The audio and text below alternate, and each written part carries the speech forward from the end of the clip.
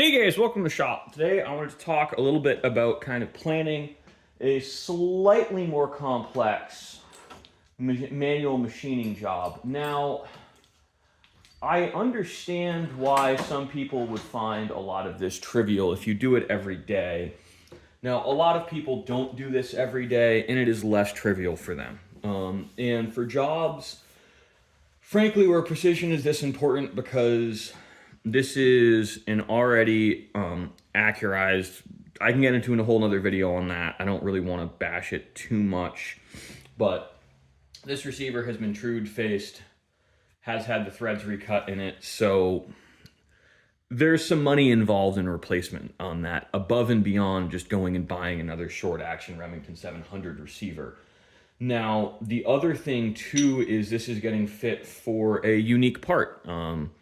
This is a customer worked at a supplier for some prototypes for a Marine Corps sniper contract, and because of his role in the design process, was able to acquire some rejected Accuracy International parts. And these are unique. This is a one-off. I'm not aware of any other Accuracy International parts from this contract available on the civilian market. And I'm also, frankly, not aware that any of this stuff even made it into mass production. So there is a certain level of stress when you're taking on jobs like this, because if you make mistakes, there's no going back. Now, when I do these jobs, what I like to do is I like to define my cutter sizes. I figure out exactly what size cutter I'm going to use in any given situation. I'm going to be using a 7/16, a 3/16, and a 3/8 on this to do all of my work. The call out for the radius on the front is 440 thousandths of an inch. Now, I know my cutters on this, in this collet chuck, I have about 1/1000th of an inch of run out in it with my 7/16 collet.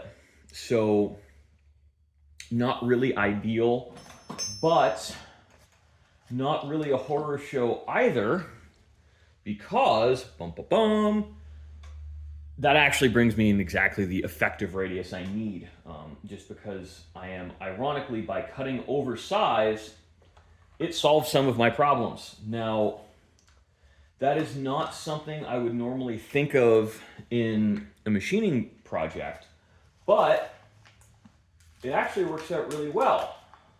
By having cheap collets, I solved my problem of needing to use a boring head to cut a precision radius. So, I mean, I basically have two groups of collets here. I have really pretty good quality ones I bought from Haas, and some no-name Chinglish branded ones I use for beater jobs or when my girlfriend's kids are in the shop.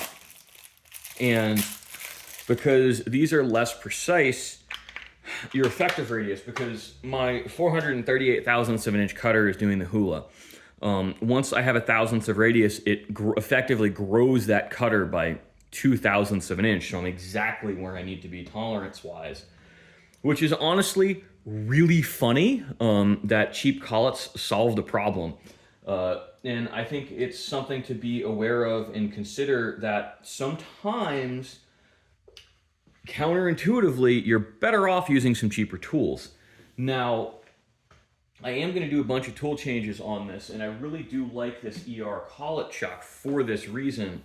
I'm not going to have to reach my drawbar for this entire job, and that is nice. Now, what I have done, above and beyond the talking about it, to rough center on these threaded holes, I actually will use a normal center finder like this with the cone portion to sit down in there on the threads, and that'll usually get me within 3 to 5/1000ths of an inch.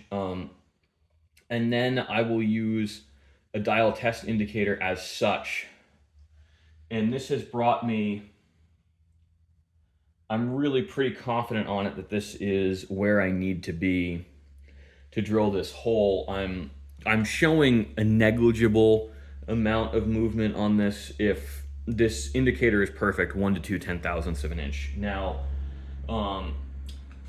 I have on that hole, unfortunately, guys, I can't show you the print. It does have some confidential information on there.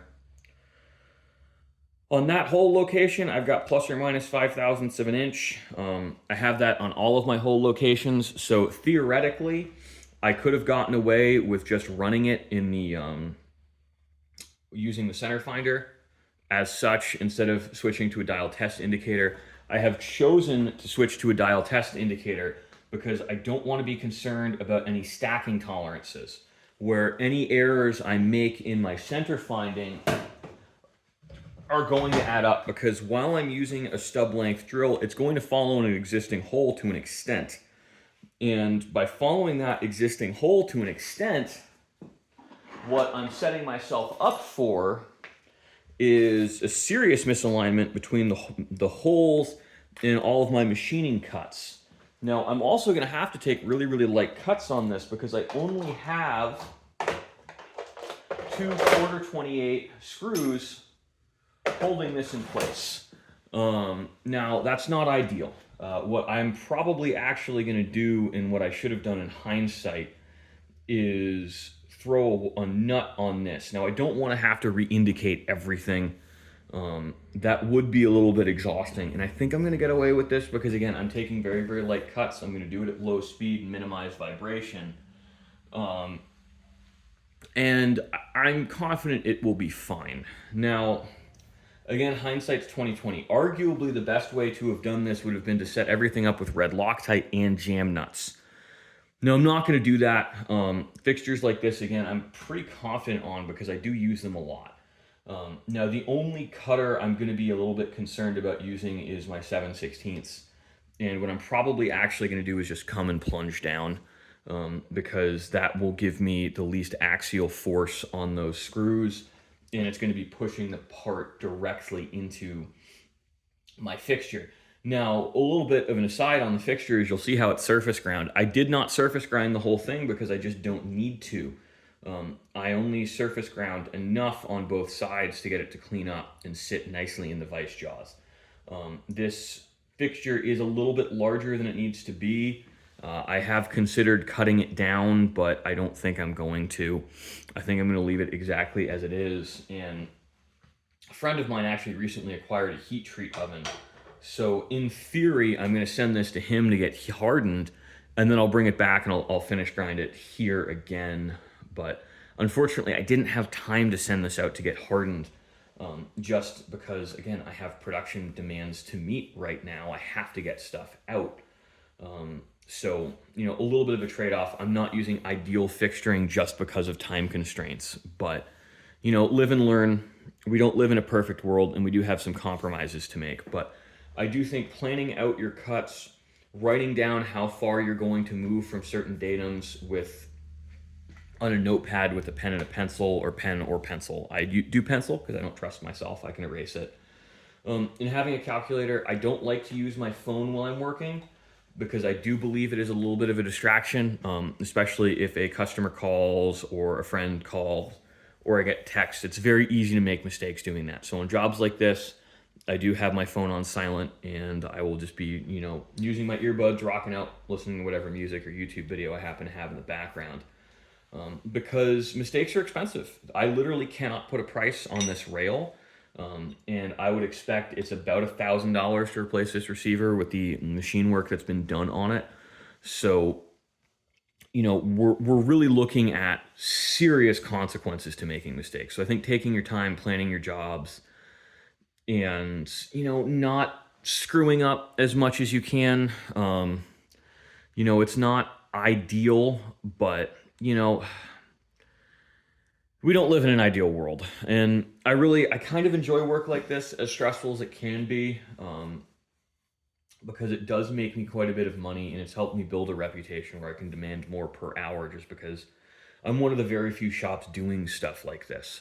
So thanks for watching, guys. I hope you enjoyed. Hopefully you learned something, and hopefully, again, you learned from my hard-earned lessons, which is put everything out, plan it, think through before you start cutting, because once you start cutting into a part like this, you can't go back. We're going to be working very near some locking surfaces and camming surfaces, so re-welding the receiver, while technically possible, does is going to require reheat treating, and that is a whole mess. So these are just things to be aware of, and really, again, take your time. You cannot work fast enough to overcome major mistakes.